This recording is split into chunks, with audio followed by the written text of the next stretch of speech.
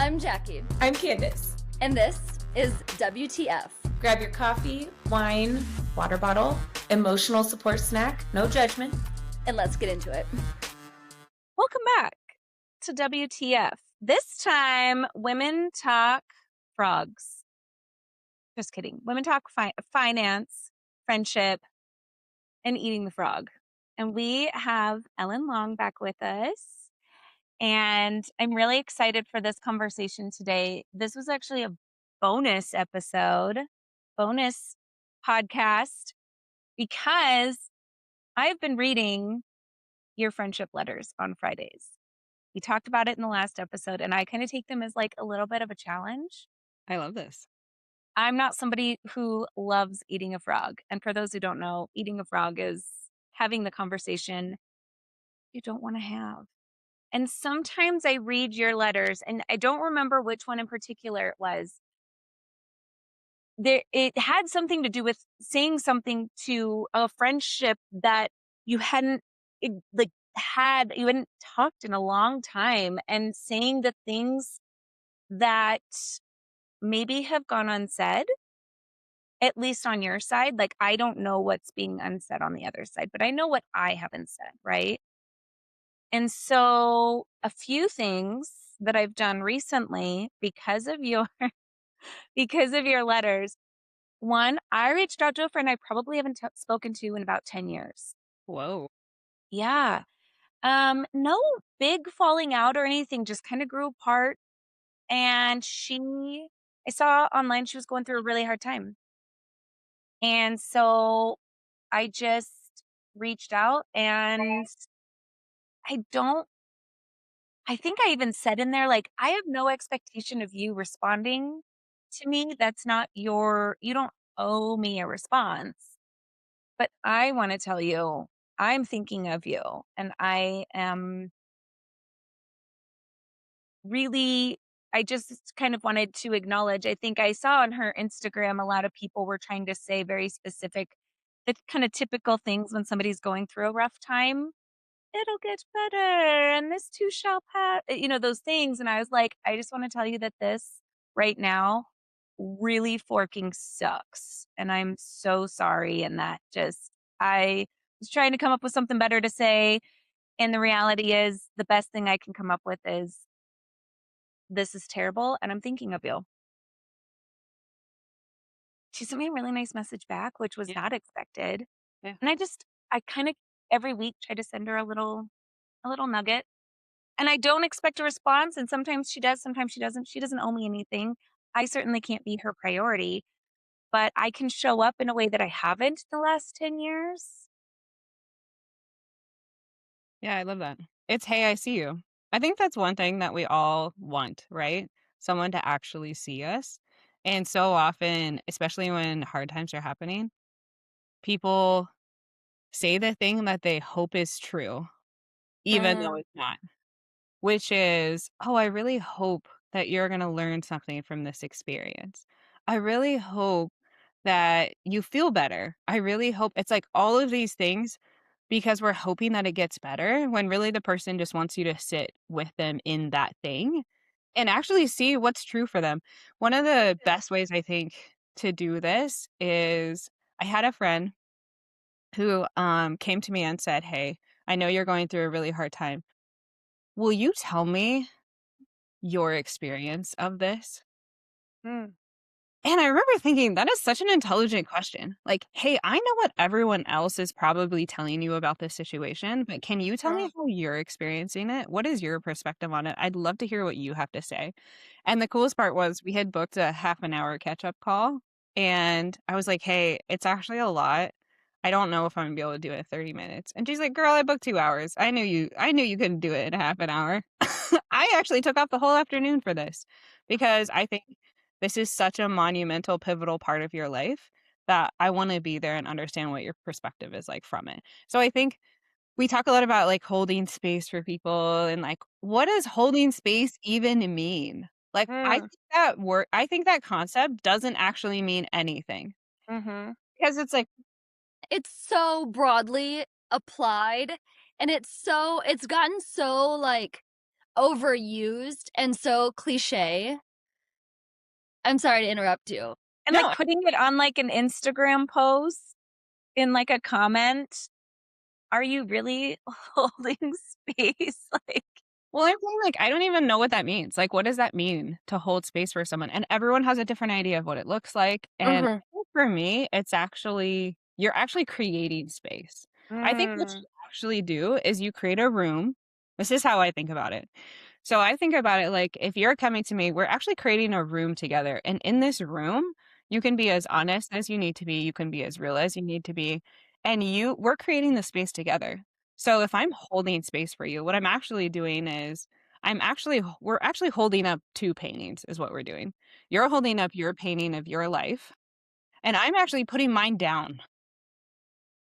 So I walk into the room that we've created for you, and I take my life painting and the way that I see the world and my perspectives and all of those things, and I actually put it down. And I come over to your side, and you're holding this painting, and we both look at it. And to me, creating that space is I'm looking at your painting and I'm like, hey, why'd you use that brush stroke? What, like, there's so many reds in this painting. Like, tell me about those reds. It's actually, how do you see your life?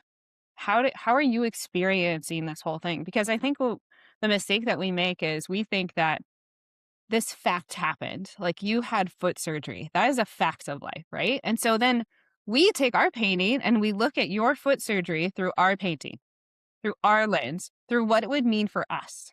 If I had foot surgery, I would be devastated because I like to train Tai Chi swords and that would be so hard for me. And then all of a sudden I'm thinking about your experience, but really it's my experience of the thing that happened to you, which hasn't happened to me. And so, Such a great metaphor. I love that. That's beautiful and really well said.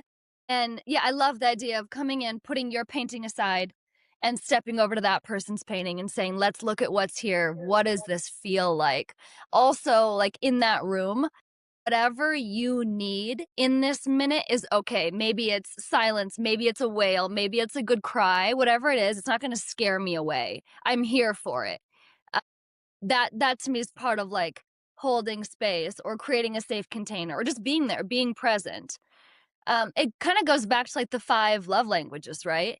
We show up sometimes for people with how we want to be loved or how we need to be loved, but it may not match what they need.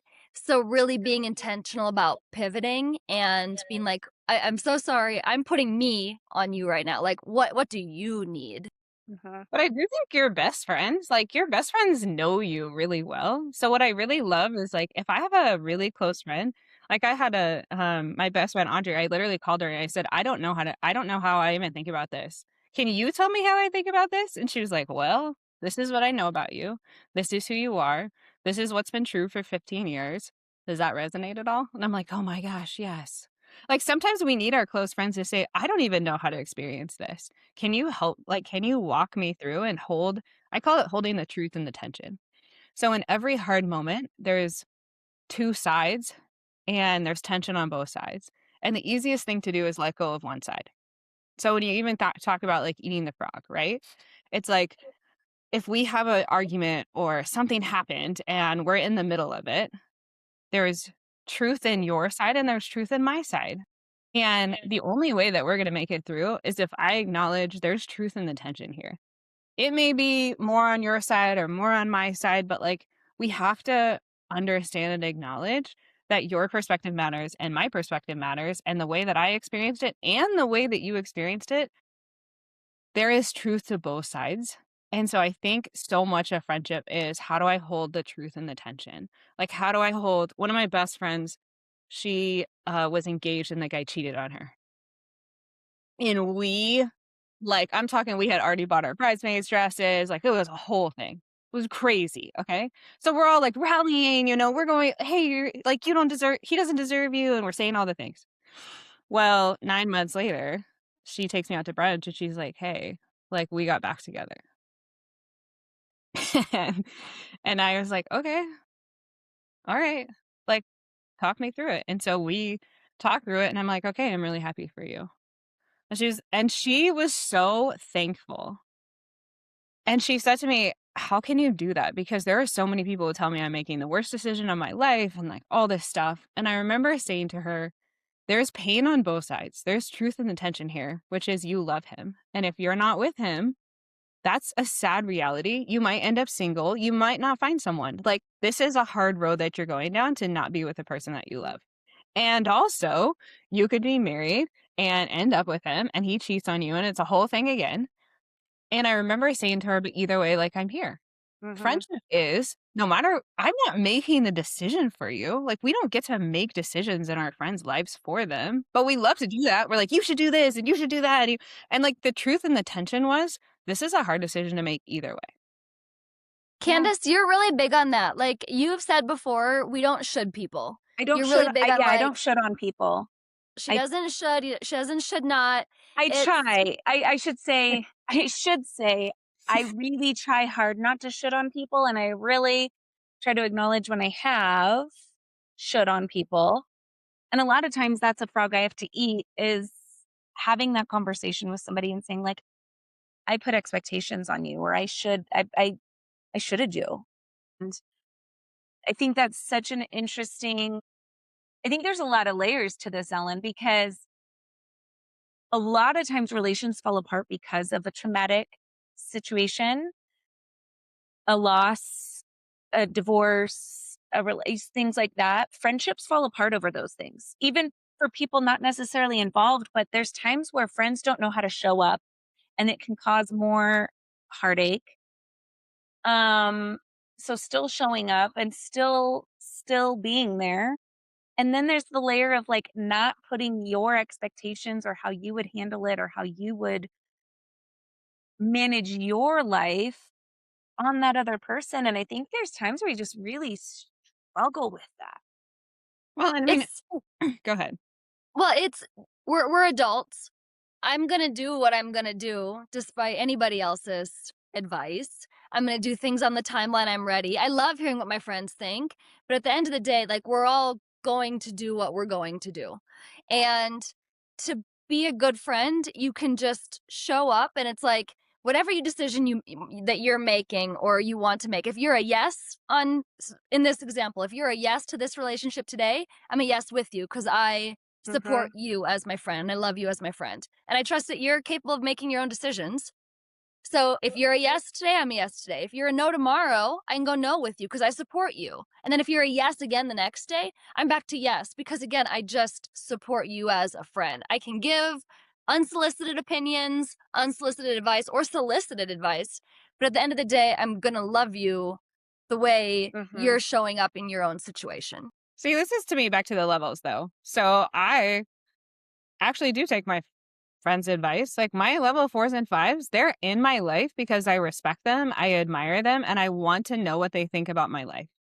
If I don't respect you or admire you or want to know what you think about certain things in my life, well, then you're not a 4 or a 5. And then we have a totally different relationship. And I actually don't care as much what you think because you haven't earned the trust and the respect and the admiration for me to actually give you that. But I would say for my friends, no, like I want to know what they think. I want to come to them and say like, hey, give me your advice. I might not take it. That's my, I'm an independent adult. I don't have to take your advice, but I do think we don't use our friends enough, I think. Why would you not? I consider my friends like my board of directors of life.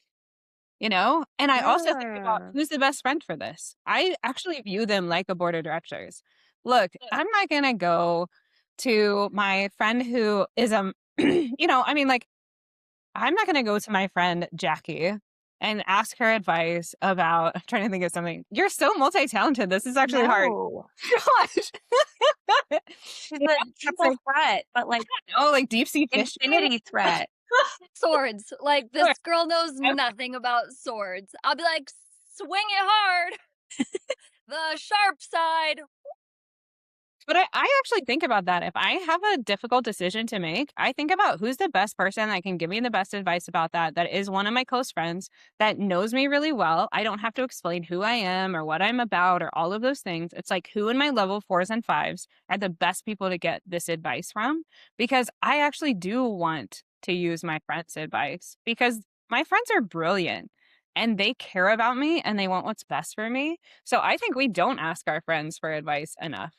Um, I think they should be an important voice in your life if you do consider them really important. So it's actually funny because yeah, I am like, no, give me your advice. You're here in the inner circle because I care about your thoughts and opinions. So you better step up and say it now. How do you deal with like relationship advice? I steer so clear, even with my absolute deepest friendships. I slip up sometimes, but for the most part, I try to steer really like neutral because, like you said, at the end of the day, I want them to know like, I'm for them 100%, like whether they make the choice that I would make or not. Like I'm their team, babe. Well, that to me is different, right? So that's you telling them what you think that they should do. I try to think about relationship advice like, hey, you're a fish in the fishbowl and I'm outside the fishbowl. So if I can give you a perspective where you can see clear, that's what I feel like I'm here for. Not to make the decisions, but to actually help you work through and get clarity in what's the truth of the matter. So I'm more into like clarity searching and truth searching than I am on what I think the final answer should be. And And maybe giving different perspectives yeah, or just 100%. things to think about, things to consider. Well, and that was the thing with my friend was we sat down and for brunch, we basically just went through the two paths. And by the Uh, end of the conversation, and she's like, hey, this is the path I'm taking. And I remember saying to her, well, I have nothing else to add because you've thought through everything. Oh. So if you've thought through everything and you're making this very clear headed, responsible decision, then my job as your friend is done. Then I'm just supporting you in whatever you're doing. But I feel like if you're one of my close friends and you have a relationship problem, my job is just to help you see. And if it's like, no, I see. I know exactly what I'm doing. It's like, okay, great. You can have a board, investors, advisors, and still have nobody you can actually talk to about what is really going on. That is not unusual. That is the founder reality. And we step in right there. I'm Tom Powell, and at the Founder's Office, we're proud to sponsor Women Talk Finance. Let's jump back to eating the frog. Yes. And then like repairing friendships because as in our little break, during our commercial break, Ellen and I talked about like friendships that have blown up and friendship breakups and like deselecting your friends. That's what I was going that's kind of where I was going with. And so cuz I haven't had this, but I've had a couple friends of mine who their friendships have blown up and I'm surprised it's like a lot of political tension or social tensions, like exterior things that they aren't able to navigate as a friendship on this path forward. To me, that's like, I'm talking some of them like 20 plus year friendships, 30-year friendships that are Yeah. now done. How do you, I I don't think those are worth throwing out to me. I don't know. I can't live in those, but there's something there that you had. How do you can you reignite that friendship? How do you eat that frog? How do you be the first one? And I do have an example again from your inspiration. It's not really a friendship, but I'm like eating a big frog. And Ellen, you've been with me on it for like 4 months now. You just didn't know. Um, but how does somebody go about, and maybe it's not any of those issues, but maybe it was an internal challenge. How does somebody eat a frog with a friend and see if there's anything even salvageable there? I think first of all, how important is it to you? How important is that person to you? Because I do think there are some things that happen where, oh, I've been so disrespected that I don't want to come back to this friendship. I've had that happen a couple of times where I felt like, oh, the things that are core to what I believe a true friend is about, if something happens that shows me that that person doesn't have the same framework for that and I feel disrespected, like the people who say, no, this is what you should do, you're wrong, et cetera, et cetera, et cetera, those aren't my level 4 and level 5 friends. So to me, it's like, oh, did the blow up show you that this person shouldn't have been in your inner circle? Or did something happen and that friendship is still really important to you and it's worth going after and fixing? And I know that sounds harsh, but it's like what do I want this friendship to be? Do I want this friend to be in my future? Mm, And so if the answer is yes, I want this friend to be in my future, then I think you go back to the core. What is our friendship even about? You're never going to agree on everything with your friend. That is mhm, impossible. So it's like, are there things that are that important to you that you cannot have a friend with if they don't agree 100% on those things? Okay, maybe there are. Like, I've realized that you're going to start seeing themes in your close friends. What I have realized is there are themes in your fours and fives. All my fours and fives have the same, correct. All my fours and fives have the same themes running through them. And so what I've realized is it's easier for me to find a close friend because I know what I'm looking for. Like Blue eyes. I love blue I eyes. love. Okay, if you have blue eyes, like you're automatically no. No, I love people that are adventurers, that Yeah. go travel the world, that have, and the reason why I realized I love it is because they have a world perspective. So when I go to them and talk about things, it's not one perspective. They've seen the world, they've seen different cultures, they've been a part of different stratas of income. So it's like, I love the adventurers that have seen the world. I love people that treat everyone exactly the same. I love all my close fours and fives. I can take them, and this is how I know I have a really close friend. I can take them anywhere. If I can Mhm. take them to the Ritz-Carlton and I can take them to the slums of South Africa, I know that's a person that I'm gonna love.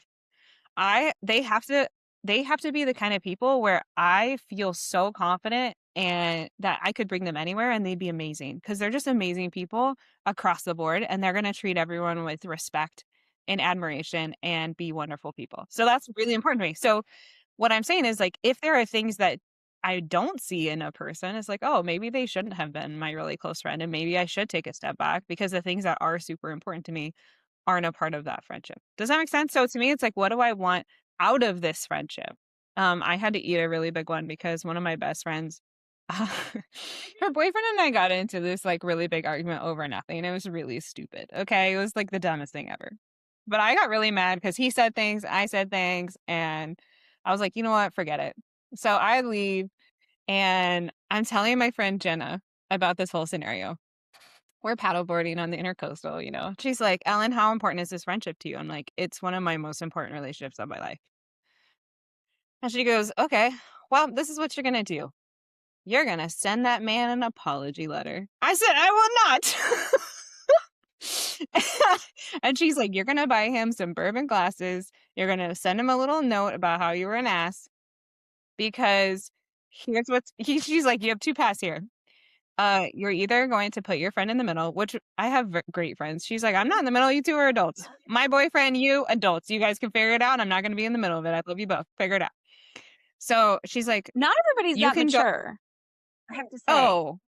Oh, my, Yeah. yeah. She was like, no, you guys figure it out. I'm not in the middle of this. So then I leave. Jenna's like, look, you have two paths. Either the boyfriend hates you. He's probably going to end up her husband, which means you have the closest relationship in her life. You guys are going to be fighting for the rest of her life. That's what you want. You're going to make her pick between the boyfriend and her best friend. She's like, this is stupid. And he probably is not going to eat the frog. Let's be honest, because you hurt his pride. I did hurt his pride. Okay. She's like, you hurt the man's pride. So if this relationship matters to you, you're going to ask for forgiveness and you're going to send him a gift. And the crazy part is, he never mentioned it. We never talked about it. I just sent him the glasses, sent him a note, and the next time I came over, it was like nothing had ever happened. That's what I needed to hear. I've been writing this note for like months, and that's what I need. I'm writing a note And the and hilarious hope part that's is what like happens. they're now married. He's like the best. He and I are actually really great friends. He'll call me and be like, hey, since we're the most important people in her life, we need to be on the same page for this decision. Are we on the same We page? aligned. So you have an alliance. Like, Love that. yeah, we helped throw her 40th birthday party together. Like I love him. He's one of my favorite people. But again, it's that moment of what do I care more about? Do I care more about the fact that he said some mean things to me, or do I care about my best friendship that I hope is going to be with me for 20 years? Do I care about being right or do I care about being effective? Mhm. Right? Like that's how I tend to. don't think of it in the moment. That brilliant idea always comes to me well after I've done some damage. But later it comes to me and it's like, you probably need to eat a frog because in this instance, it's more important that you mend this than you hold your footing in being right.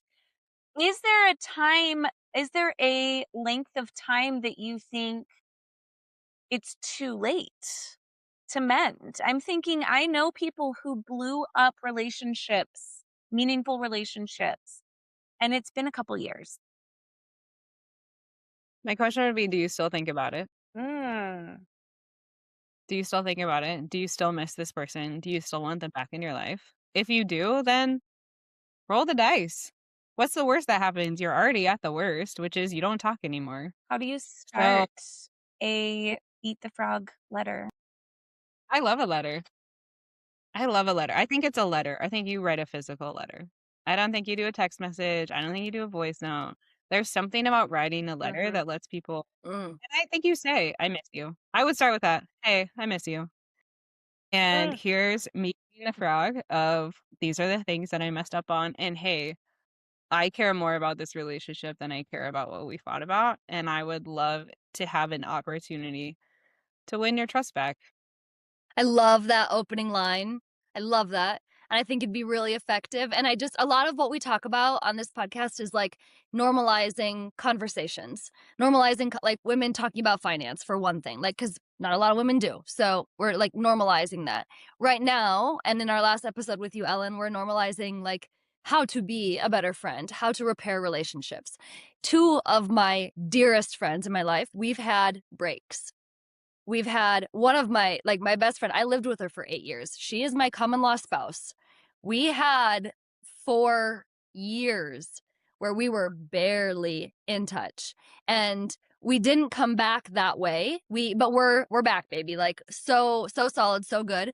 But I think a letter like that would have been really powerful and could have maybe sped up that gap.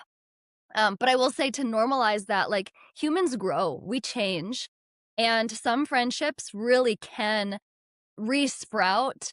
You can reconnect, you can re-know each other on new levels after a little gap, after some space.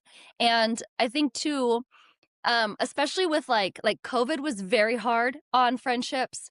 Politics have been very hard on friendships, and that comes back to like, what do you value? A lot of times we have our own value systems, right?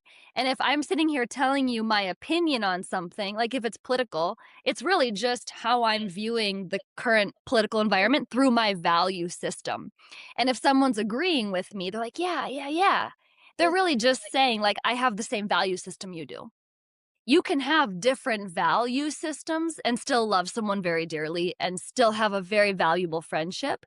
It just takes a tiny little tweak of like, oh, what are we fighting about? Do we just have a little bit of a different value system here?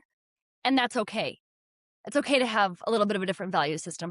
So Or I some friendships, maybe you don't. Maybe you don't value the same things at all. And then there's a disconnect. And so that's not as much of a powerful friendship, or it's a different level.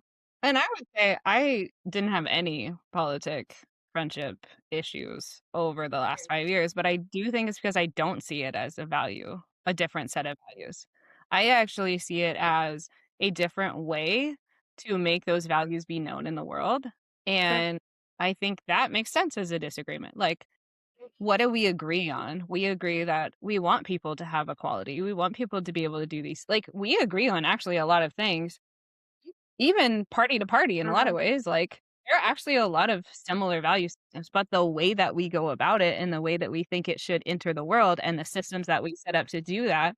So even in my conversations with friendships, it's like, oh, we value the same thing, which is we both think humans are beautiful and wonderful and they should have opportunities in the world and XYZ. And this is how I see the best way to go about putting that value system in the world. And then this person says, oh, well, I see this is the best way to go about the value system in the world. And then we go, oh, what does history say about how those value systems enter the world? And all of a sudden it becomes this like really interesting intellectual discussion about the opportunities and the risks and like all the, Implementation. yeah, it's really the implementation. So I would say no, none of my friends have a different value system. It's how we think that value system should enter the I world. think that ability, though, to look at it from that human to human piece is the key, whatever it was that caused the rift. Because same, I don't think I had any real friendships that experienced that. But I will tell you, there's been many times, and one recently, that I dug my heels in and I decided that the other person on the other side of the issue was in the wrong and that I could not see their perspective. And removing myself from it, being removed, it's now complete. It didn't end great. Not really a friend, just an acquaintance, but I see this person all the time. And I had Mm. to really like take some time and go, they genuinely 100% felt so strongly about their position. And so did I. Um, I felt like I was on the right side and they felt like they were on the right side of whatever it was that we were at odds with, right? And I think like when you're in a corner, your natural instinct is to like Yeah. go a little Yeah. rabid, but being removed from it, I can take time. And what I've been working on, and I'm getting the letter out this week, next week. But it's been taking the time to realize what I value in that person. Hmm. And some of it is, Is this to who I yes, it think it is. is? Okay. I I think support you. I still support what we sent I do before too. because I said know, what I I do said. too. there's this whole thing even about just the world out there is so much less important to me than the person right here. Yeah. That makes sense. It's like, what are we even arguing about? Like one vote that we do every 4 years. Sorry to you politics people. But like part of it is I'm just so much in favor of and for the human to human interaction Mm. and like, change the world by the person across from you. Stop trying to change the world by a vote that you do 4 times a year. Yes, do your voting, all that stuff. But it's like, wow, what if, this whole concept of the friendship revolution for me is if we actually became incredible friends, if every single person on the planet became incredible friends that respected, admired, loved, cared for, looked out for, like that changes the world more than all the stuff that we fight about that actually we have very little control over. It's like we've been talking finance. I'm sure a lot of what you guys talk about is there's stuff in your sphere of control that you can do financially, and there are things that have absolutely nothing to do with you that you cannot control. And if you spend all your time worrying about the financial things that are happening in the world that you can't control, like what the S&P 500 does tomorrow or the next day or the next day, the if you want to grow your financial capital, focus on your sphere of control and what you can Uh-huh. do financially. If you want to change the world, focus on the people in front of you. Like I really honestly believe that the the biggest contribution I have made to the world is not by helping business owners sell their company for millions or hundred millions of dollars, whatever. The biggest contribution I make in the world is when I sit across from a person and meet them where they're at. Mm. That changes like, what the reason I love mentoring young people is you literally get to see this person change, and when that person changes, every single person in their life is changed in some way, shape, form, or fashion. So to me, when you think about spheres of control, it's like my sphere of control are these people in my orbit, and if I can show up as my best self for them, if we can build this network of liking and trusting and choosing each other, that changes the world way more than all the other things that are happening. So part of it is who are the people in my orbit instead of worrying so much about the people that I have no control over that I can do nothing with. I think that concept applies to so many different parts of life. And even if you're not out to change the world, and even if maybe you're just looking to change your life, you change the world by changing how you show up and move through the world. Yeah, you can influence others just through how you show up. And even if you're not looking to influence others, it energetically happens. You're doing it anyway. Look, Yeah, you're you're doing it anyway. every single person, you're going to change people's lives by being there. So how Yep. do you be there? It's like Yeah. we don't the opportunity not to influence other people. That's just life. Okay. Thank you so much. You are a dear friend to me, and I know to a lot of people. I feel so lucky to know you, and you are wildly impressive, and we're so lucky to have your wisdom and your heart out in the world, and then also with us, just chatting. So thank you. For having me. It was a grand time. It was a fun time. I enjoyed. Okay, bye. Okay, that was today's episode of WTF. If you laughed, learned something, or felt a little less alone, make sure you hit follow. And send this episode to a friend who might need it. Women don't gatekeep, especially not the good stuff. We'll be back next week with more real talk, more stories, and probably more oversharing. See you next time on WTF.